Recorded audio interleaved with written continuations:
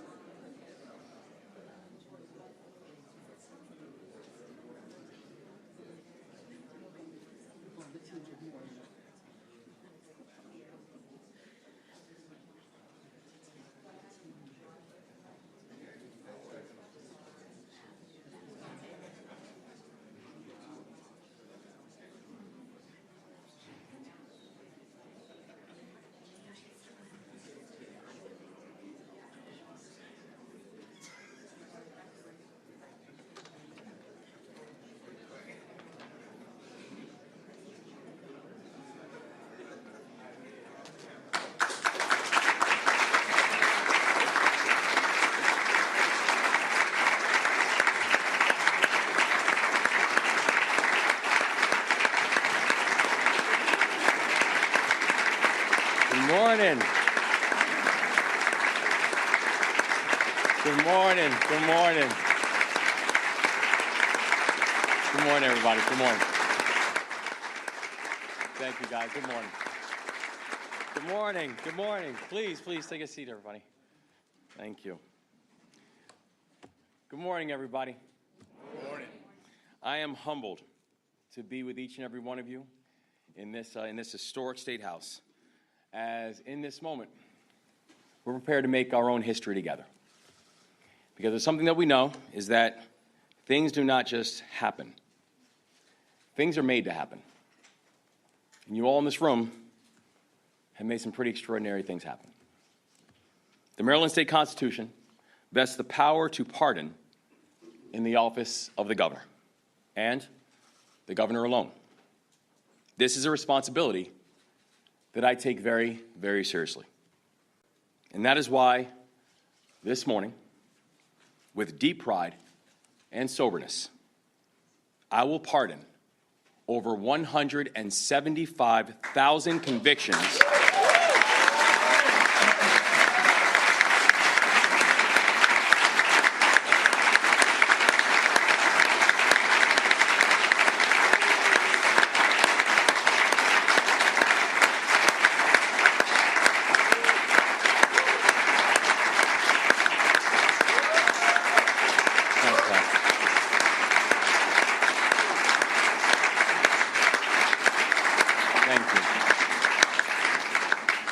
Thank you all. We need to stop that so I can get you to sign your pardon. But I will pardon these convictions. All convictions related to the possession of cannabis and cannabis paraphernalia. Maryland legalized cannabis by referendum. This administration has stood up what many believe to be one of the most equitable and efficient adult cannabis market rollouts of any state in the entire country. In March, we conducted our first adult use cannabis licensing round, and all 174 licenses were awarded exclusively to social equity applicants.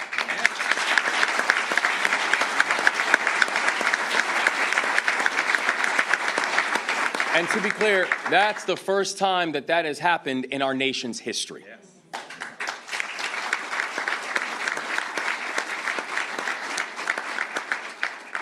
And yet, we know that legalization does not turn back the clock on decades of harm that was caused by this war on drugs.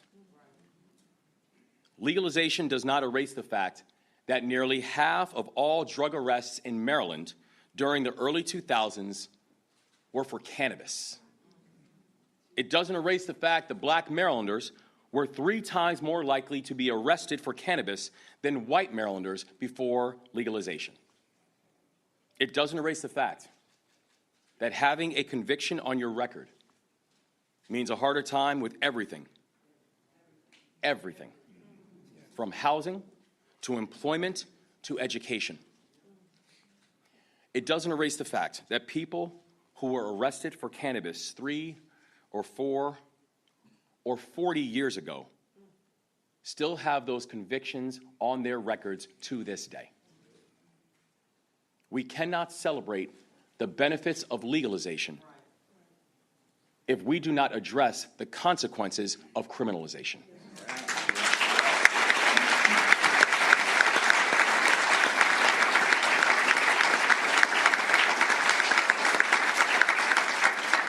So I want to be clear. When it comes to cannabis, rolling out one of the best and most equitable legal markets in the country is incredibly important. But that rollout must go hand in hand with pardoning past conduct, and Maryland is going to lead by example. Yes, yes.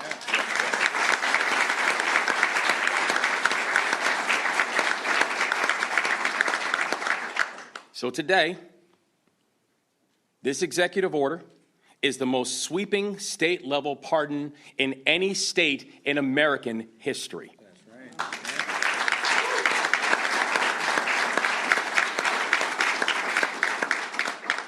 And the action that we take together this morning is going to directly impact tens of thousands of Marylanders.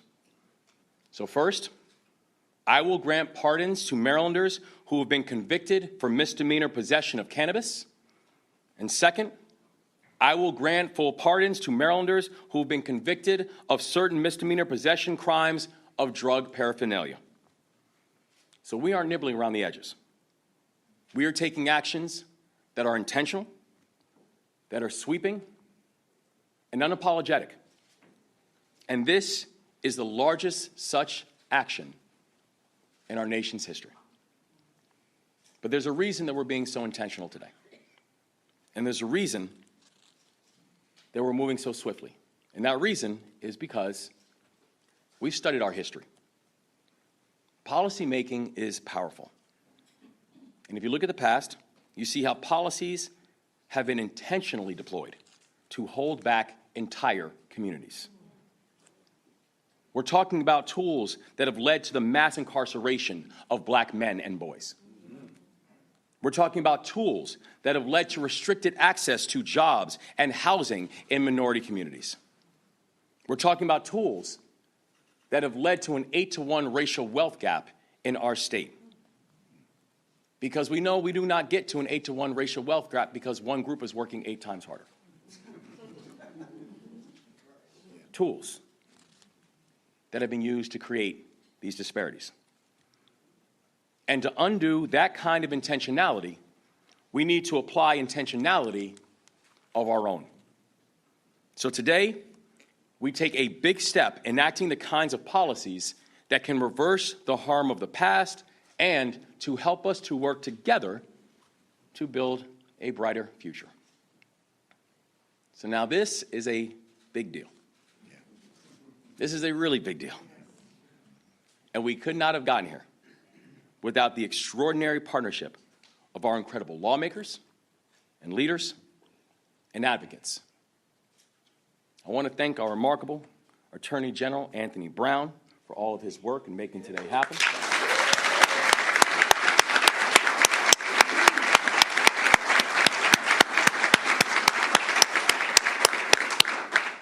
I want to thank Jason Ortiz and all of his colleagues at the Last Prisoner Project.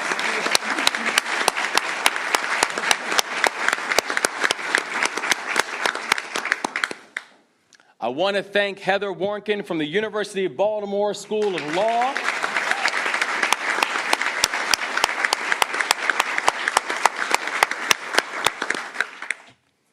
I want to also thank my team, who have been in the trenches, working countless hours on this for months, making sure that we are dotting every I, crossing every T, making sure that we leave no one behind. You have continued to show that leave no one behind is not a slogan. It's a governing philosophy. And we wouldn't be here without you all. Bless you. Thank you.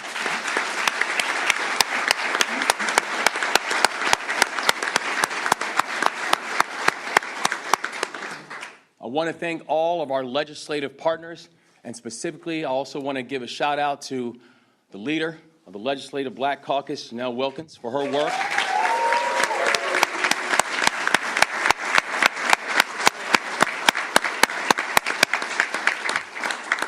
We would not be here if it weren't for our remarkable partners in the legislature.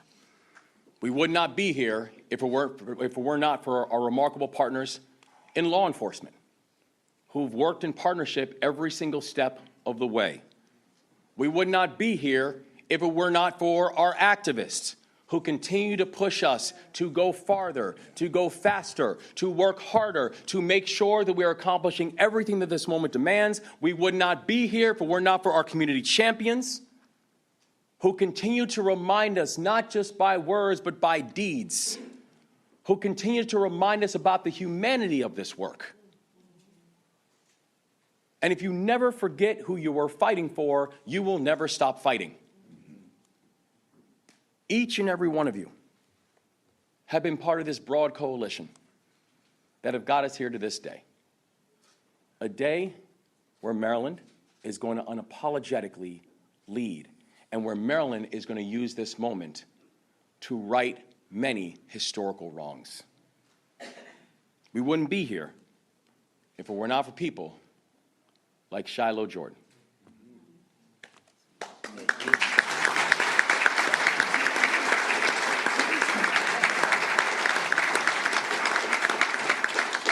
Shiloh was convicted of a minor cannabis offense after he dropped out of college. He got hired after his conviction, but he was fired on the second day of the job because he did not pass his background check. The only thing on his criminal record was a minor cannabis charge. And that's what got him fired on his second day of the job. But his story doesn't end there. He took job training courses. He went back to college. He became a bulldog after graduating from Bowie State.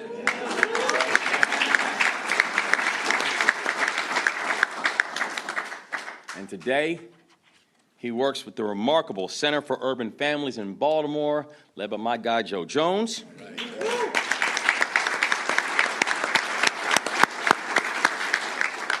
And Shiloh spends his time now helping other Marylanders find their way and find their path.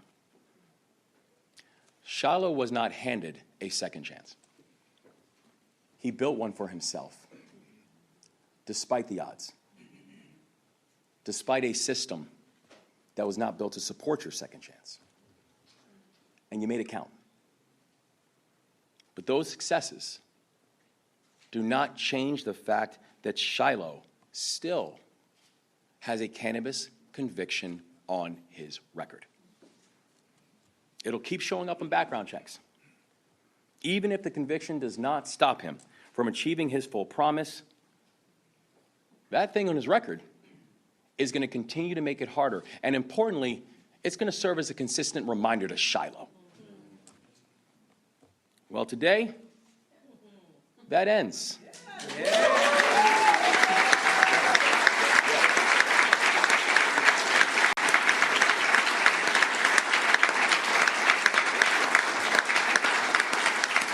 Because today, Shiloh is going to be one of over 175,000 Marylanders who will now get a full gubernatorial pardon, and that will be that done conviction. Shiloh, can you please stand so we can recognize you? Yes.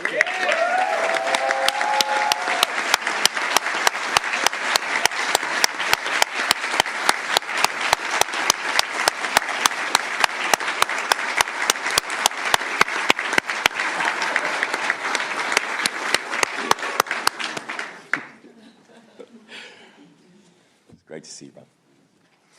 So let me end with this.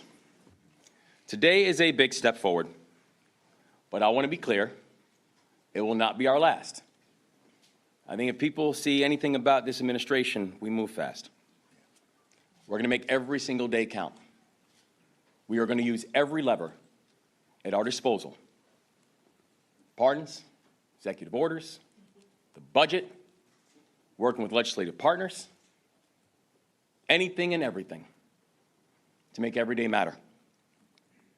Undoing decades of harm cannot happen in a day. But we're going to keep up the work. We're going to keep up the pace. And we're going to do it together. This is about recognizing our collective shared humanity. This is about recognizing our collective shared responsibility. This is about understanding if we don't move in this moment, there will be shared complicity. And we refuse to let that sit in.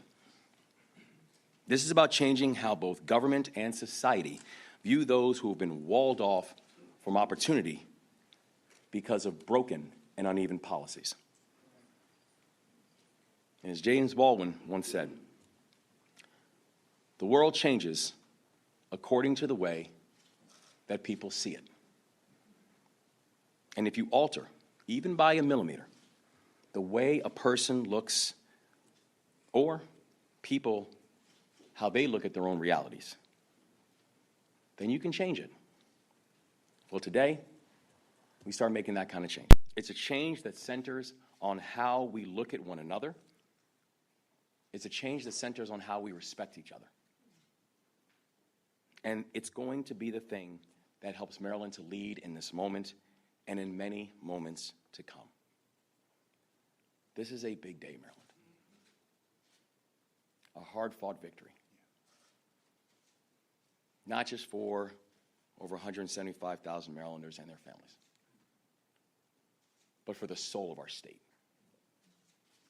I'm now proud to turn the podium over to my friend and partner inside the work, our Attorney General, Anthony Brown.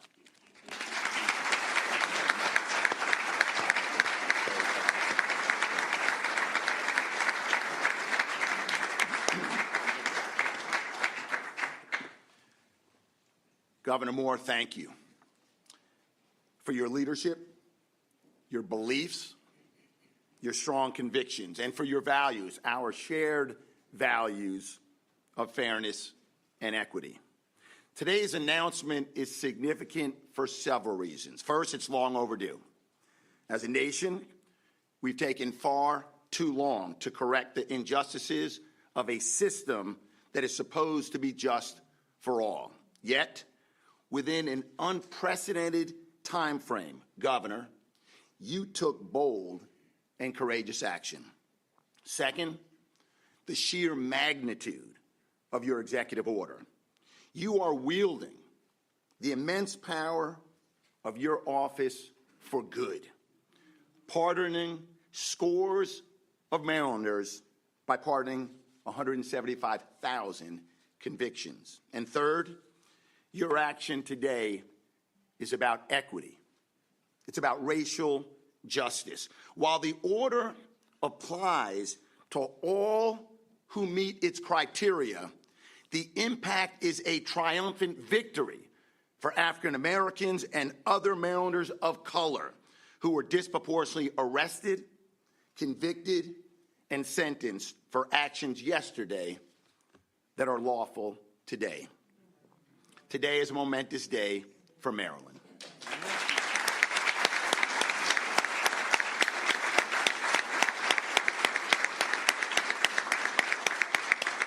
As Maryland's first African-American Attorney General, entrusted with the responsibility of ensuring that our justice system is just that, I remain troubled by the oft pernicious significance of race in Maryland and in America.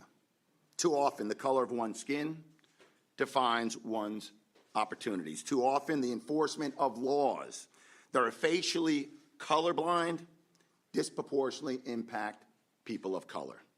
And the laws that once criminalized possession of cannabis are prime examples. Data uncontrovertibly shows that Black and Latino and white Americans use cannabis at the same rate, yet Black and Latino Americans are arrested, charged, and convicted at higher rates. Plainly put, the enforcement of cannabis laws has not been colorblind. It's been unequal treatment under the law. The tragic realities: joblessness, homelessness, poverty, violence, torn families, and broken communities. It has been a long and arduous climb up a steep and jagged mountain. Ask former Mayor Kurt Schmoke, who in 1988 was called the most dangerous man in America because of his call for drug decriminalization all those years ago. And today, after decriminalizing cannabis and making adult use lawful, we reach new heights, a righting of historical wrongs. Maryland is a work in progress. The shackles of slavery, though physically removed, left an indelible mark on our state and our nation. The promise of Reconstruction was replaced by Jim Crow laws that stripped free Black people of our rights and treated us like second-class citizens. After the Civil War, instead of freedom, we experienced the emergence of the convict leasing system that exploited Black labor under the guise of punishment. Our current reality of disproportionate arrests and convictions are the residuals of slavery. The war on drugs was a war on communities of color. The data shows the deeply rooted bias in drug-related arrests and sentencing. Cannabis convictions for hundreds of thousands of people here in Maryland were scarlet letters, modern-day shackles. This morning, I can almost hear the clanging of those shackles falling to the floor with your pardon this morning, Governor. Thank you.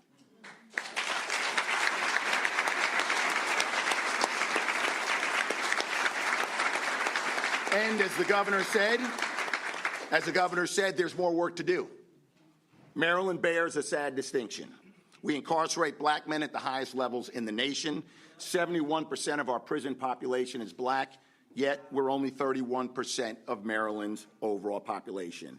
It's another alarming racial disparity and one of my top priorities. Last October, the public defender, Natasha Darteague, who's here today, and thank you for your work.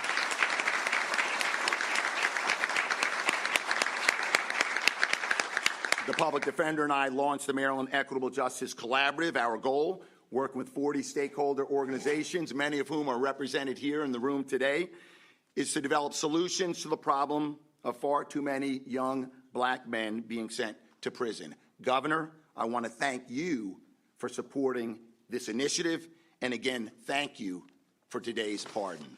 There's much more work left to be done.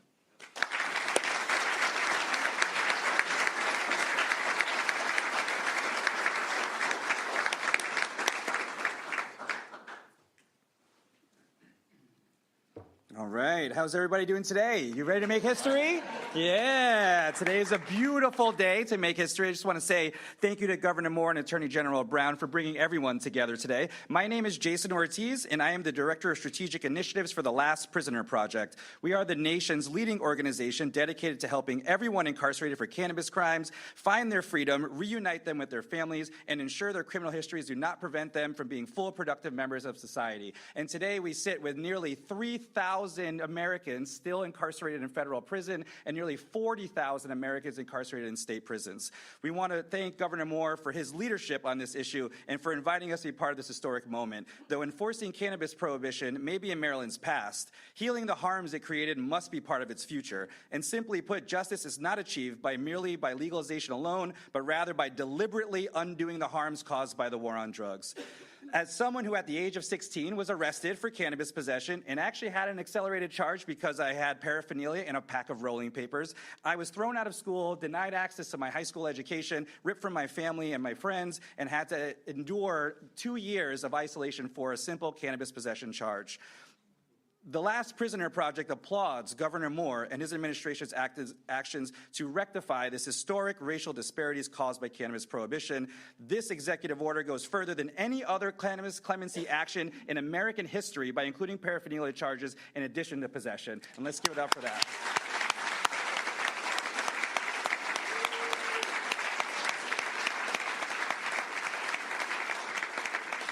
Today is literally the most powerful day in cannabis justice history for the entire nation. That's an incredible thing. It's incredible.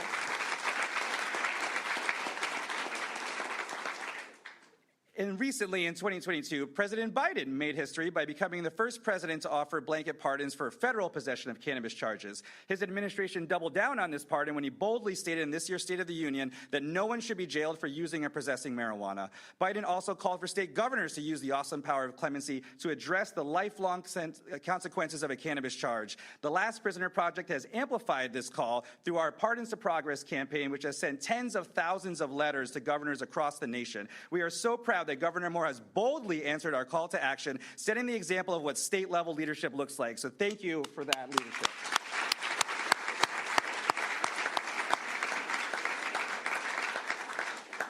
Even more powerfully, Governor Moore has granted these pardons, the largest of their kind to date, using the pen to write history, a pen that family, friends, loved ones of people who have served time for cannabis crimes have used to write letters to elected officials asking for justice across the country. As a powerful symbol of change, Governor Moore's action today sets the example that governors across the country can aspire to by carrying the momentum of this pen forward through taking executive action in their state. to right the wrongs created by the war on our communities. The Last Prisoner Project encourages all governors to follow Governor Moore's example, and we are here to help you get it done. For those watching from home today who would like to get more involved in this life-changing work or know a friend or family member currently incarcerated for cannabis, you can learn more about our work and support our fight for justice at thelastprisonerproject.org. And in closing, I'd just like to say again, thank you to Governor Moore for your leadership and everyone who made it possible today. This action will bring hope to thousands of families across the country, and we are truly honored to be part of this historic moment. Thank you all so much.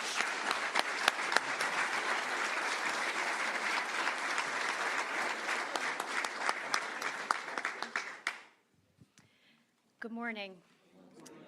My name is Heather Warnken, and I am the Executive Director at the Center for Criminal Justice Reform at the University of Baltimore Law School, and I am truly honored to share in this historic moment today.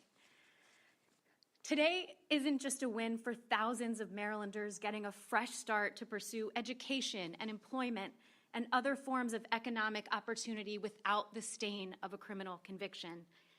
Today is also a win for systemic legitimacy, which when it comes to the criminal justice system is badly in need of repair. Legalization and decriminalization were huge steps forward for our state. But those advances are just a piece of a much bigger puzzle of addressing the devastating drug war, which disproportionately harmed and continues to harm marginalized Black and brown communities, even as privileged entrepreneurs begin to build wealth through this new emerging legal market. Moving Maryland forward must also entail complementary efforts to reach into the past to more fully repair that harm. It must include the courage of our elected leaders to admit to those wrongs and proactively exercise their power and authority to make them right. The exact type of courage that Governor Moore is demonstrating here today.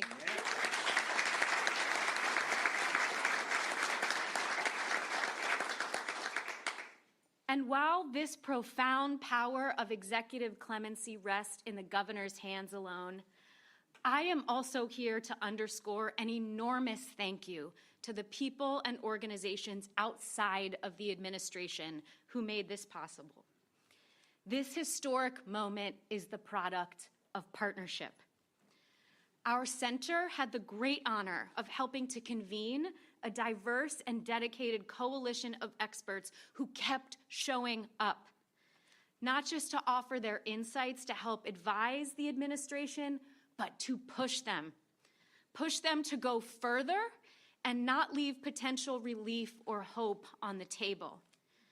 To help navigate this complex and imperfect system of ours in pursuit of a categorical pardon that is data-driven and community-driven and in the interest of both equity and public safety. This coalition included first and foremost the voices of directly impacted Marylanders with lived expertise, and representatives from the Maryland Expungement Coalition, the Center for Urban Families, Out for Justice, Clean Slate Initiative, and frontline legal service providers, including the Office of the Public Defender, Maryland Legal Aid, Maryland Volunteer Lawyers Service, as well as national partners with expertise in collateral consequences and clemency, like Last Prisoner Project. Yeah.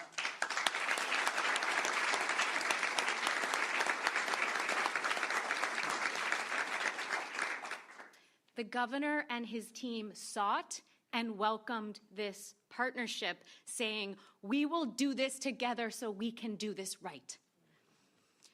Thank you to each and every one of those partners who worked so collaboratively leading up to today and who will continue to show up tomorrow, because this work is far from over.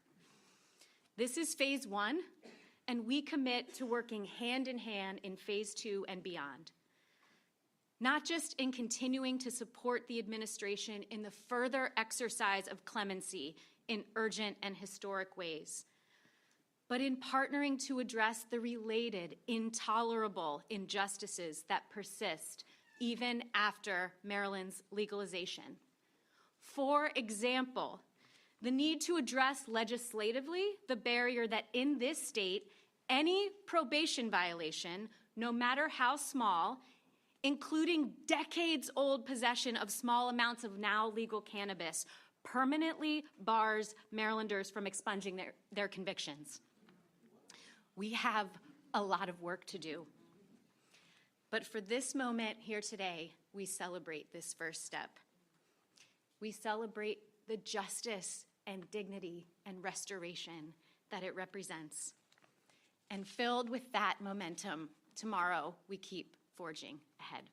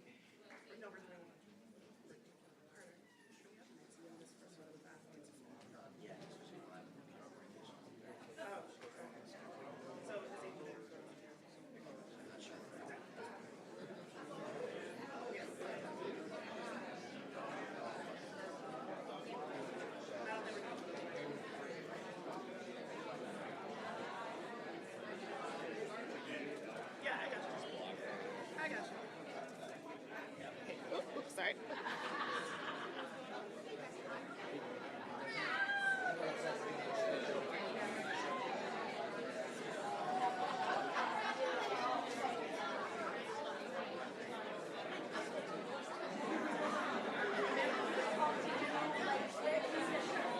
Hey, Brittany.